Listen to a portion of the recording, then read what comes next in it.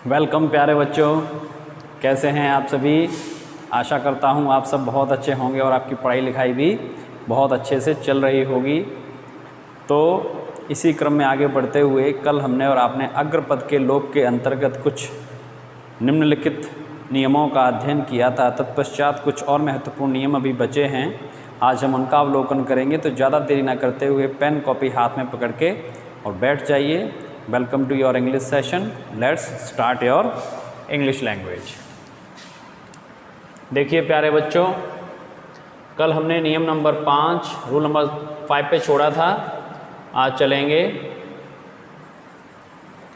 Rule number 6। तो क्या है बेटा जी, ध्यान रखेंगे कि काइंड ऑफ आए तथा सॉर्ट ऑफ आए, तो इसके बाद किसी भी आर्टिकल का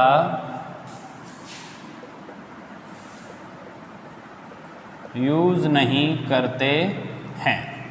समझेंगे एक उदाहरण के माध्यम से, एक एग्जाम्पल के माध्यम से। जैसे what kind of man he is. What kind of man he is. तो बेटा काइंड ऑफ के बाद कभी भी आप मैन या कोई भी नाउन आए उससे पहले आप किसी भी आर्टिकल का प्रयोग नहीं करेंगे।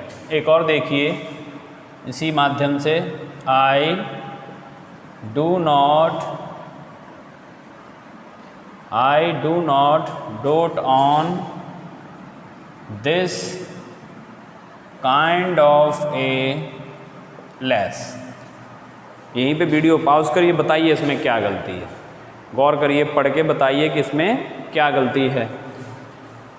डोट ऑन आपको हम पढ़ा चुके थे, लव का सिनोनिम है प्यार। तो कहते कि I do not dote on this kind of a lass. Lad lass, लड़का लड़की, ये आपने मैस्कुलिन फेमिनिन में पढ़े होंगे। तो कहते हैं कि I do not dote on this kind of a less. तो आपने अपने नियम को ध्यान में रखना, काइंड ऑफ के बाद किसी भी आर्टिकल का प्रयोग नहीं करेंगे, इसको हटा देंगे, then your sentence will be correct. समझे। देखिए आगे चलेंगे। रूल नंबर 7 क्या कहता है, डिसीजेस तथा डिसीजेस रेगुलर मील्स तथा अपनी किस्म की, किस्म होती प्रजाति, यानी अपनी जैसा अपनी किस्म की एक ही हो। अपनी किस्म की कोई एक ही चीज़ हो तो उससे पहले क्या करेंगे, यानी डिसीजेज, सिंगुलर मील्स तथा अपनी किस्म की कोई एक चीज़ हो, उनके पहले किसी आर्टिकल का प्रयोग नहीं करते। उनके हो तो उनके पहले किसी भी आर्टिकल का प्रयोग नहीं करते हैं। एक बार मैं देखूं, आपका कैमरा ठीक चल रहा है? जी बिल्कुल ठीक चल रहा है। किसी भी आर्टिकल का प्रयोग नहीं किसी भी आर्टिकल का प्रयोग नहीं करते हैं। अब आप देखेंगे ध्यान से इसके एग्जाम्पल। जैसे डिसीजेस, देखिए डिसीजेस में क्या है, फीवर, मलेरिया, डायसेंट्री। क्या होता है इसका, आप कमेंट करेंगे मेरे को। Plague, ETC। लेकिन इसमें भी एक चीज़ आपको याद रखनी है, मैंने उस दिन एक एक्सेप्शन बता दिया था आपको कि ये बीमारियों के नाम से पहले कोई आर्टिकल नहीं आता, किंतु 2 बीमारियों के पहले आर्टिकल आता है। एक है मम्प्स और दूसरा है बेटा जी मीसल्स। ये 2 अपवाद छोड़ दीजिए, बाकी किसी भी बीमारी के पहले हम किसी आर्टिकल का प्रयोग नहीं करेंगे। अपनी किस्म का एक, ध्यान से देखेंगे, हेल, हेवन, गॉड, स्वर्ग, नर्क, भगवान, ये अपने जैसे अपनी किस्म के एक हैं, सबका ईश्वर एक, ठीक है, गॉड इज़ वन। तो हेल, हेवन, गॉड। अब देखिए बच्चों कितनी अच्छी बात है कि सबका जो भगवान, रब, अल्लाह, खुदा जो कुछ भी है वो सब एक है। और बाकी तो समाज में जो चल रहा है वो आप इतने समझदार हैं कि आप सब देख ही रहे हैं कि सबका मालिक एक ही है, यानी ऊपर वाला एक ही है, उसको कितने रूपों में विभाजित करके और अपनी अपनी चल रही है बस, ठीक है। Hell, heaven, God. आगे देखिए, तो ये अपनी किस्म के एक हो गए, ये बीमारियां हो गई, तो इनसे पहले किसी भी आर्टिकल का प्रयोग नहीं करेंगे एक्सेप्शन को छोड़ के बेटा जी, ठीक है। आगे देखिए, इसी क्रम में आगे चलेंगे प्यारे बच्चों। आप बहुत समझदार हैं, आप उम्र के उस दौर में हैं जब आप ऊर्जा से भरे हुए होते हैं। अब हम रूल नंबर जब 8 की तरफ चलेंगे तो हम देखेंगे कि ये 6 शब्द आपको अभी के अभी मेरे साथ अभी के अभी याद करने पड़ेंगे। Appoint, select, made, become, crown. Appoint, elect, select, make, become, crown. बोलो बोलो मेरे साथ, appoint, elect, select, make, become, crown. नहीं बोल रहे ना, एक बार और बोलो, appoint, select, make, become, crown. तो क्या करेंगे, लिख लीजिए मेरे साथ, लिखवाना पड़ेगा। Appoint, elect, select, make, become, crown. ये 6 शब्द आप ध्यान में रखेंगे।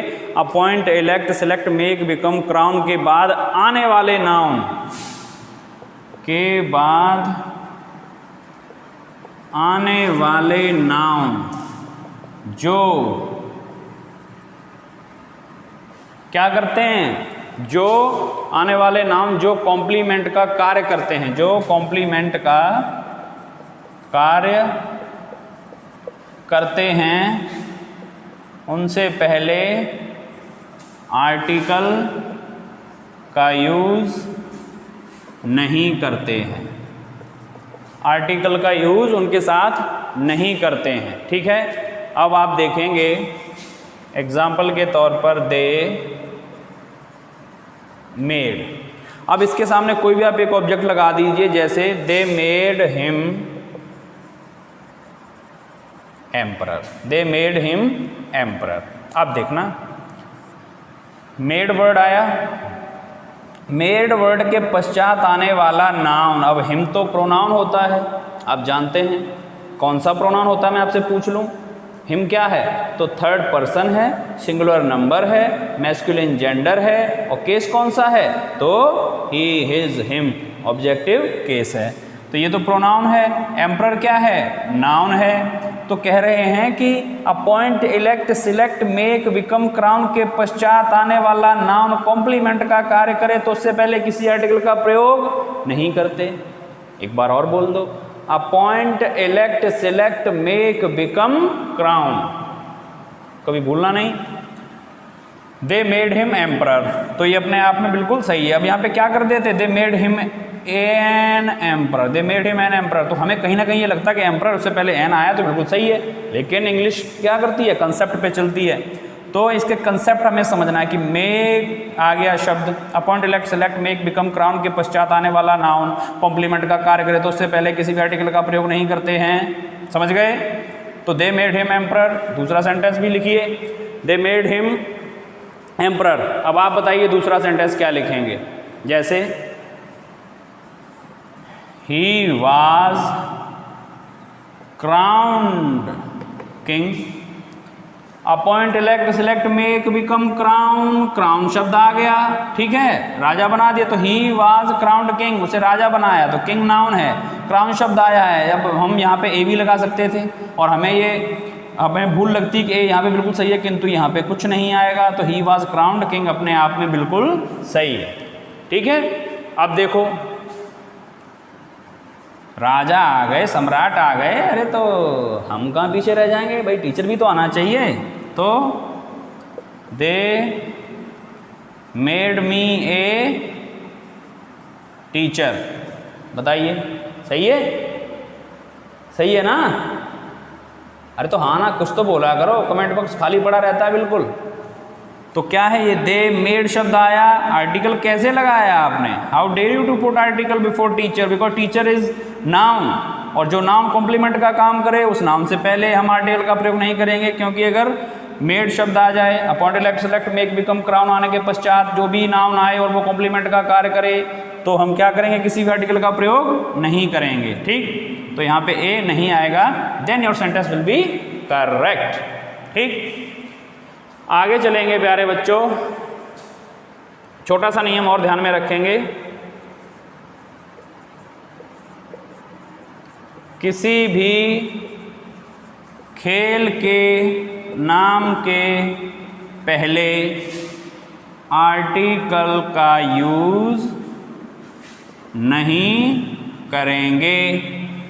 मैं सिर्फ एक सेंटेंस लिखूंगा, आपको होमवर्क दे रहा हूं, 5 सेंटेंस खेल वाले टिप्पणी सूची में प्रेषित कर दीजिएगा, कमेंट बॉक्स में कमेंट कर दीजिएगा, कमेंट बॉक्स टिप्पणी सूची। ठीक है, तो किसी भी खेल के नाम के पहले, तो आई प्ले क्रिकेट, ये सही है, और मैं इसी को लिख देता, आई प्ले द फुटबॉल, गलत हो जाएगा, हटा दीजिए तब सही हो जाएगा, ध्यान रखेंगे। ठीक है, अब डाल लीजिए, क्या डालेंगे? मोस्ट इम्पॉर्टेंट डाल लीजिए। क्या डालेंगे? मोस्ट इम्पॉर्टेंट डालेंगे। मोस्ट इम्पॉर्टेंट डाल के हम चलेंगे नियम नंबर 10 की तरफ। ये बड़े ध्यान से परखने वाली चीज है कि क्या नेचर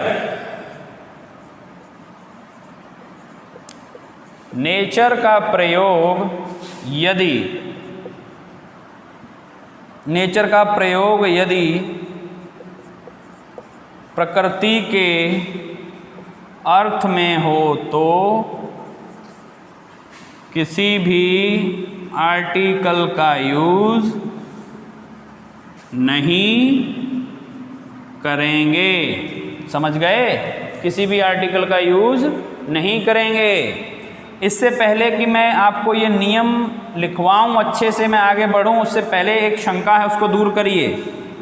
ये लिखा है नेचर, एक अर्थ दो अर्थ, एक अर्थ आता है प्रकृति, एक अर्थ आता है स्वभाव। He is very arrogant by nature, तो यानी उसकी प्रकृति कैसी, यानी कि उसका स्वभाव कैसा है? गुस्से वाला है। ऊपर क्या है? प्रकृति, जो भी ये समस्त ब्रह्मांड जो कुछ भी है उसको क्या बोलते हैं? प्रकृति, वातावरण हमारा जो कुछ भी है। तो दो अर्थ होते हैं नेचर का, एक प्रकृति एक स्वभाव। और एक काम की बात बता दूं, ध्यान रखना, कभी भी आपको अगर नेचर वर्ड में कहीं भी नेचर लिखा हो, आप बस ये पहचानने की कोशिश करिए कि जो नेचर का एन है वो कैपिटल में है या स्मॉल में है। तो एक बात ध्यान रखना, 100 नियमों का एक नियम, अगर नेचर का एन बड़ा है तो इसका अर्थ हमेशा प्रकृति आएगा, और अगर नेचर का एन छोटा है तो इसका अर्थ स्वभाव आएगा। अब आप कहेंगे ये क्या नियम है? जी बिल्कुल ये नियम है, कंसेप्ट अभी तो बस शुरुआत है, आगे आगे देखिए होता है क्या। ठीक है, इंग्लिश पढ़ रहे हो, मजे आएंगे। छोटा एन स्वभाव, कैपिटल एन प्रकृति, हमेशा ध्यान रखेंगे। अब मैंने आपको दे दिया यहाँ पे होमवर्क और रूल कर दिया मैंने पूरा कि अगर नेचर का प्रयोग यदि प्रकृति के लिए कर रहे हो तो आर्टिकल नहीं आएगा, और अगर नेचर का प्रयोग आप स्वभाव के लिए कर रहे हैं तो आप आर्टिकल लगा सकते हैं। अब मैं एक सेंटेंस लिखे दे रहा हूं, अगर आपका कमेंट आया तो मैं समझूंगा कि बच्चे मन से पढ़ रहे हैं, नहीं आया है तो मैं समझूंगा बच्चे मन से नहीं पढ़ रहे हैं। अब आप कहेंगे कि अगर नहीं मन से पढ़ रहे होंगे तो क्या कर लोगे या क्या कर सकते हो? कुछ नहीं कर सकते हैं, हम सिर्फ और सिर्फ प्रयास कर सकते हैं, अपनी तरफ से पूरा जोर लगाएंगे, आपको समझाएंगे, फिर बताएंगे, लगातार बताते रहेंगे जब तक आप पढ़ना स्टार्ट नहीं कर देंगे। तो बताइए, सेंटेंस मैं लिखने जा रहा हूँ आपके सामने, बस इतना बता देना कि गुरुजी सेंटेंस सही है या गलत है, जरूर कमेंट करिएगा। तो लिखिए वर्ड्सवर्थ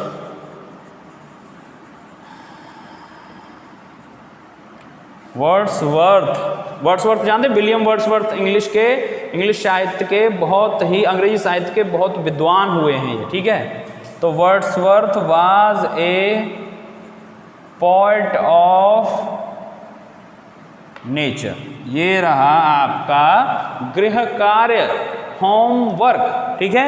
ये सेंटेंस आप बताएंगे, एक होमवर्क तो ये सेंटेंस बताएंगे सही है या गलत है, और दूसरा इसी प्रकार के 5 सेंटेंसेस भी आप कमेंट करेंगे। ये आपका छोटा सा होमवर्क है, ठीक है। अब आज के लिए नियम तो इतने ही, लेकिन जा रहे हैं तो जाते जाते 1 शब्द या 2 शब्द तो दे के जरूर जाएंगे, ताकि आपकी जो वोकैब्युलरी बिल्डिंग है वो लगातार उसमें आप बढ़ोतरी करते रहें, आगे बढ़ते रहें, और इंग्लिश में अपना जो महारत है उसे हासिल करते रहें। पहले ग्रामर मजबूत कर लीजिए, उसके बाद साहित्य तो हम और आप चुटकियों में निपटा देंगे। जो आपका सिलेबस है, काफ़ी चैप्टर कट चुके हैं आपके, और थोड़े दिन में मैं आपको beehive, footprint without feet, movement, और भी जो 9th और 10th की जो किताबें हैं उन्हें मैं लिटरेचर की जो बुक्स हैं उन्हें पढ़ाना स्टार्ट करने वाला हूँ। तो nothing to worry about that, okay. देखिए, GYNE, जीन, ठीक है। जीन क्या अर्थ होता है इसका? इसका अर्थ होता है वुमेन, ठीक है। अब होता क्या है, कोई बोले कि जीन का मतलब क्या है, तो ध्यान रखेंगे, one who love and respect the women. Gene का मतलब one who love and respect the women. अब देखिए, बड़े अक्षरों में लिख रहा हूं, ध्यान रखना, इसका अर्थ क्या है? सकारात्मक। इसका अर्थ क्या है? सकारात्मक। अब जैसे लिखा one who love and respect the women, वह व्यक्ति जो समस्त नारी जाति का सम्मान करे, उनका आदर करे, उन्हें प्यार करे। प्यार शब्द की सकारात्मकता नकारात्मकता पहचानना परम आवश्यक है। आजकल का जो माहौल, आजकल की जो परिचर्चाएं चल रही हैं, व्यक्ति क्या हो चुका है? नकारात्मकता का शिकार हो चुका है। कुछ भी आप देख लीजिए समाज में, अपने इर्द गिर्द सब कुछ क्या नकारात्मकता में ही तो सब कुछ चल रहा है। लोग नकारात्मकता के आदी हो चुके हैं। समस्त न्यूज़ चैनल्स को आप देख लीजिए, वो सिर्फ और सिर्फ नकारात्मक दिखाते हैं। उन्होंने नकारात्मक दिखा के लोगों की सोच ही नकारात्मक कर दी है। वही ज़्यादा देखा जाता है जहाँ नकारात्मकता होती है, सकारात्मकता को पूछता ही कौन है। तो जीन का अर्थ है सकारात्मकता में, one who love and respect the women, ठीक है। तो देखिए कैसे बनता है इसका, ध्यान रखेंगे। देखिए, फिल का अर्थ मैंने आपको एक बार बताया था, ठीक है, वो ध्यान में रखेंगे। फिलोजिनी, मैं ये दोबारा लिख दे रहा हूँ, राइटिंग मेरी ज़्यादा साफ है, आपको पता ही है सबको कि मैं कितना साफ लिखता हूँ। फिलोजिनी, इसका क्या तात्पर्य हुआ? फिल का अर्थ आपको पता है, जीन का अर्थ मैं आपको बता चुका हूँ। तो क्या हो गया इसमें? ये हो गया नारी प्रेम, और फिल को यहाँ पे मिसजीनी कर देंगे तो नारी द्वेष, ठीक है। अब अगर कर दें फिलोजिनिस्ट तो क्या हो जाएगा? नारी प्रेमी। इनके अर्थ क्या हैं? ध्यान रखना, बार बार आपको कह रहा हूं, सकारात्मक, ठीक। नारी प्रेम से तात्पर्य है जो प्यार हम अपनी माँ से करते हैं, जैसा प्यार हम अपनी माँ से करते हैं, तो समस्त माँ जैसी समस्त नारियों में हम अपनी माँ की प्रतिमूर्ति देखें, दैट इज़ कॉल्ड फिलोजिनी, फिलोजिनिस्ट। जैसा प्यार हम अपनी बहन को करते हैं, वैसा ही प्यार हम सबकी बहनों से करें, वैसी ही इज्जत मान सम्मान आदर हम सबकी बहनों को दें। That is called philogyny, philogynist. ठीक है, तो सब जो जितनी भी हैं नारी हैं, महिलाएं हैं, सब हमारी माँ, सब हमारी बहनें जैसी ही तो हैं। जैसी हमारी मम्मी वैसी उनकी सबकी मम्मी, जैसी हमारी बहन वैसी सबकी बहन। तो आप ध्यान रखेंगे, जीन का अर्थ वुमेन और फिलोजिनी नारी प्रेम, फिलोजिनिस्ट नारी प्रेमी। ठीक, इस चीज़ को आप ध्यान रखेंगे प्यारे बच्चों। अपनी वोकैब को धीरे धीरे आगे बढ़ाते चलेंगे। तो आज के लिए बस इतना ही। आशा करता हूँ आप खूब अच्छे से पढ़ेंगे और अपना ख्याल रखेंगे, परिवार के साथ बढ़िया तरीके से रहेंगे। अपनी पढ़ाई लिखाई पे जोर डालिए थोड़ा सा, क्योंकि अब परीक्षा की घड़ी निकट आने वाली है। तो आप धीरे धीरे कड़ी से कड़ी मिलाते चलिए, आगे बढ़ते चलिए। खूब खुश रहिए। जय हिंद, जय भारत।